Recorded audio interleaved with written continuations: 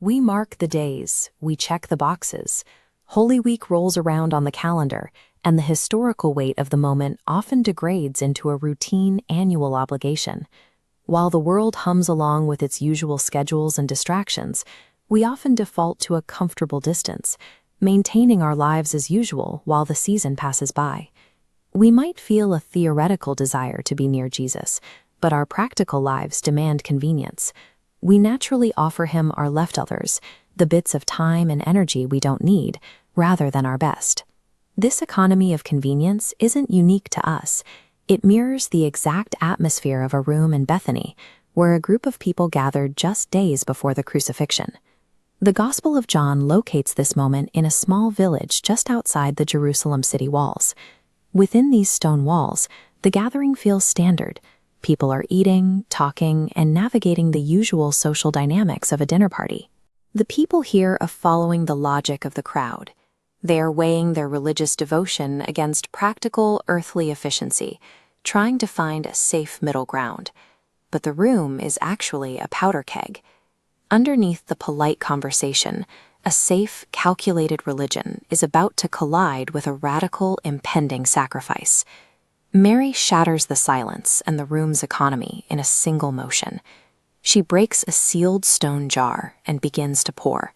She ignores the social decorum of the room, pouring the perfume on Jesus' feet and wiping them with her own hair. To the observers, this jar represents a year's wages, a lifetime of hoarded security and personal wealth. They see the liquid on the floor and immediately calculate the cost. By breaking the jar itself, Mary ensures the act is irretrievable. She is surrendering something that is physically impossible to take back. Mary executes a calculated destruction of her own security.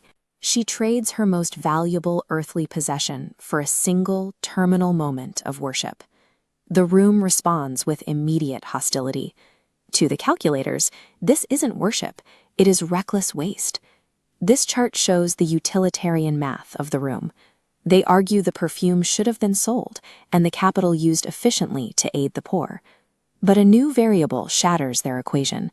Mary is operating on a prophetic intuition that subverts their temporal math. Mary sees what the crowd refuses to acknowledge.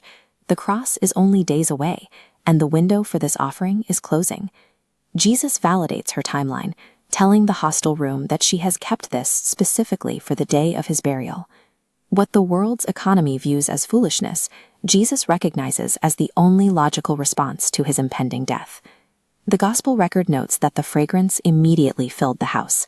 Costly worship alters the surrounding environment. It moves from a private act of the heart to an undeniable atmosphere that everyone in the room must breathe. The arguments of the calculators have long since been forgotten, but this sacrifice remains fixed in the biblical text.